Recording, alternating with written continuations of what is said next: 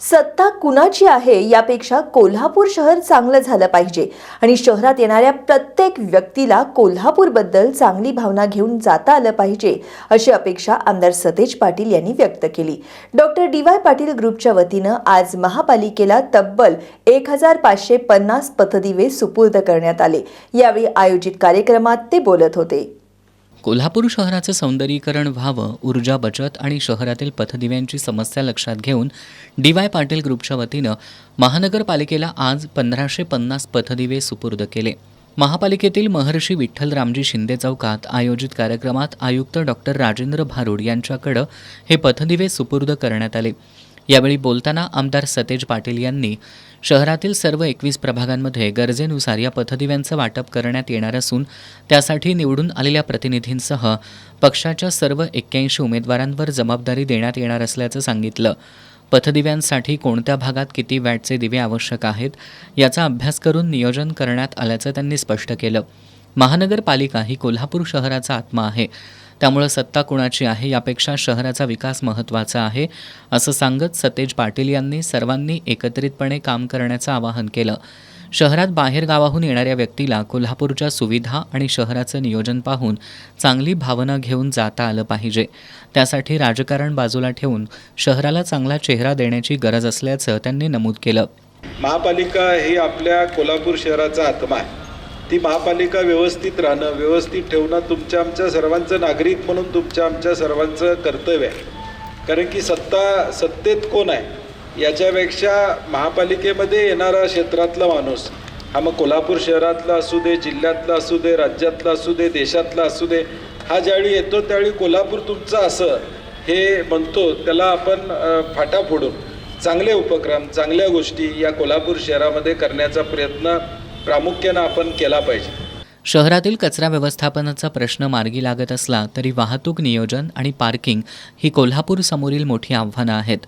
वाहतुकीचा real time data, traffic congestion आणि नेमक्या कोणत्या ठिकाणी वाहतूक कोंडी होते याचा अभ्यास तंत्रज्ञानाच्या माध्यमातून करता येऊ शकतो।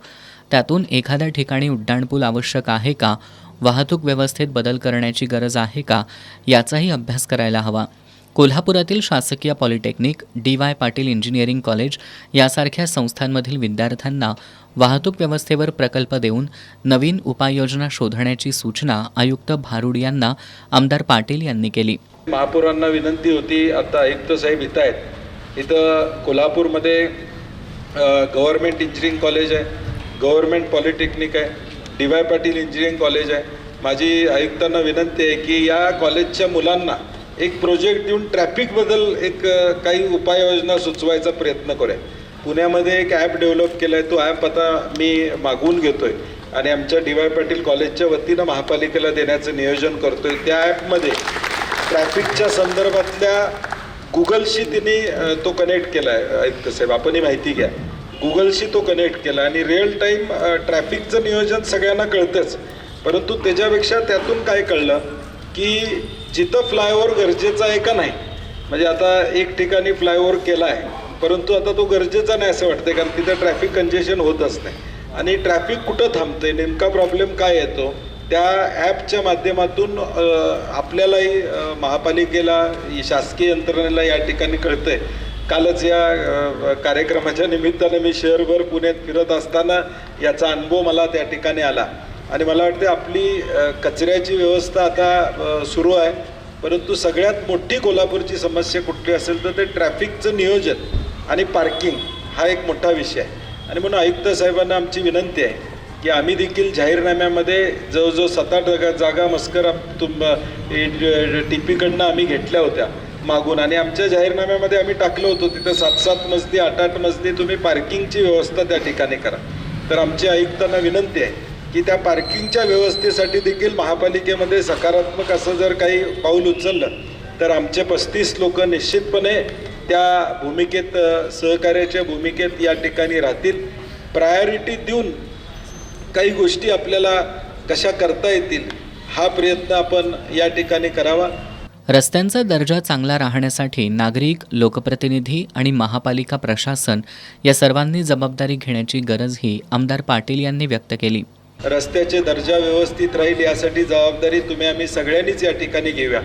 मी म्हणतो राजकारण बाकीचं आपलं चालू राहील, परंतु ज्यावेळी बाहेरगावचा माणूस कोल्हापूरमध्ये येतो त्यावेळी तो काय जाताना घेऊन जातो याला महत्त्व आहे. तो जाताना आपलं कोल्हापूर चांगलं आहे असं म्हटलं पाहिजे. मग सत्ता कुणाचे याच्यापेक्षा कोल्हापूर चांगलं आहे, आम्हाला कोल्हापुरात आल्यावर या सुविधा मिळाल्या, हे आपल्याला छातीठोकपणे कुणालाही त्या ठिकाणी सांगता आलं पाहिजे. आणि म्हणून आपण सगळे मिळून या शहराला विकसनशील करण्यासाठी, या शहराला एक चांगला चेहरा देण्यासाठी, या शहराच्या विकासामध्ये भर टाकण्याचा प्रयत्न प्रामाणिकपणे आपण सर्वांनी येणाऱ्या भविष्यकाळात या ठिकाणी करूया. दरम्यान कोरोना काळात कोल्हापूर जिल्ह्यातील शिक्षकांनी सुमारे 1.5 कोटी रुपयांचा निधी जमा केला होता. या निधीतून कायमस्वरूपी सुविधा उभारण्याबाबत शिक्षकांसोबत बैठक घ्यावी आणि शिक्षक आणि त्यांच्या कुटुंबियांना कमी दरात चाचण्या आणि इतर आरोग्य सुविधा मिळतील यासाठी कायमस्वरूपी केंद्र उभारण्याबाबत आमदार पाटील यांनी सूचना केली. कोविडमध्ये आमच्या परवा बैठक तुमच्याबरोबर घ्यायची होती ती राहिली, परंतु शिक्षकांनी आमच्या 1 दिवसाचा पगार या जिल्ह्यातला दिलेला आहे. तर त्यांची इच्छा आहे की काहीतरी कायमचं एक सेंटर व्हावं. आपण जे सुचवत आहे त्याच्यापेक्षा त्यांचं म्हणणं वेगळं आहे. त्यामुळे जयंत आसगावकर आणि त्या सगळ्यांशी बोलवून जर एक बैठक घेतली तर मला वाटते 1.5 कोटी रुपये त्यामध्ये जमा झालेले आहेत. त्याला जवळजवळ आता 4 वर्ष त्या ठिकाणी होत आहेत. आणि म्हणून तो निधी लवकरात लवकर चांगल्या कामासाठी आमच्या डोक्यात होतं की काही लॅबॉरेटरी टेस्टिंग लॅबॉरेटरीज व्हाव्यात, म्हणजे त्या शिक्षकांना सुद्धा जिल्ह्यातले आले तर कमी दरामध्ये टेस्टिंग या ठिकाणी होईल. तर तसा एक कारण की आपली बैठक 3 तारखेला ठरली होती, परंतु त्या ठिकाणी होऊ शकली नाही. आणि म्हणून त्यामध्ये सक्षम आयुक्त असल्यामुळं ते निश्चितपणे यामध्ये लक्ष घालतील. महाराष्ट्रातील संत आणि महापुरुषांचा इतिहास विद्यार्थ्यांपर्यंत पोहोचवण्यासाठी शाळांमध्ये माहिती आणि उपक्रम राबवण्याची परवानगी देण्याची मागणीही आमदार सतेज पाटील यांनी केली.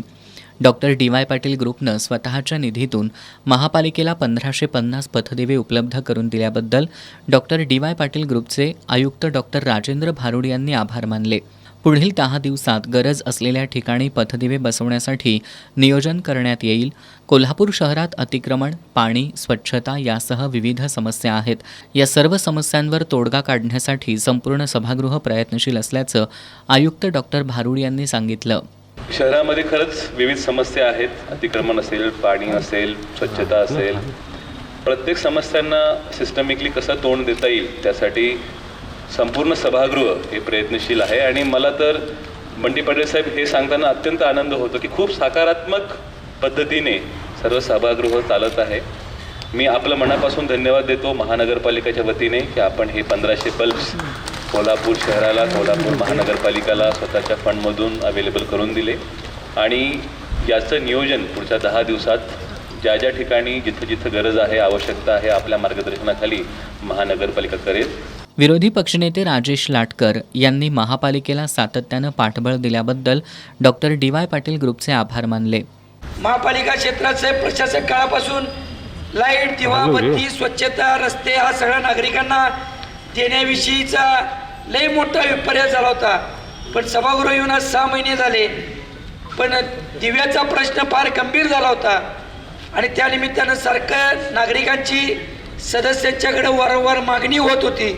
आणि या निमित्तानं आयुक्त साहेब, आमचे नेते बंटी पाटील साहेब यांनी कायम कोल्हापूर महापालिकेला कसलीही अडचण असू दे, डी.वाय. पाटील ग्रुप, बंटी साहेब असतील, त्यांचे ज्येष्ठ बंधू संजय दादा असतील, त्यांचे पुतणे माजी आमदार ऋतुराज साहेब असतील, या परिवारानं कायम कोल्हापूर महापालिका असेल, जिल्हा परिषद असेल, शहर जिल्ह्याला आपल्या हातून कायम भरभरून देण्याचा प्रयत्न केला आहे. एक उदाहरण देतो साहेब. कोविडच्या काळामध्ये बंटीसाहेब पालकमंत्री होते, त्या काळामध्ये साहेबांनी स्वतःहून क्वारंटाईन सेंटरना स्वतः आव्हान करून काही सेवाभावी संस्थांना सोबत घेऊन जेवणाची व्यवस्था असेल, तातडीनं पहिला याची दवाखान्याची व्यवस्था असेल किंवा इतर काही व्यवस्था असतील त्याचा प्रयत्न केला होता. आणि कायम महापालिकेला पाठबळ देण्याचा प्रयत्न त्यांनी केलेला आहे. मी महापालिकेच्या वतीनं विरोधी पक्षनेता म्हणून बंटी साहेबांचं आभार व्यक्त करतो.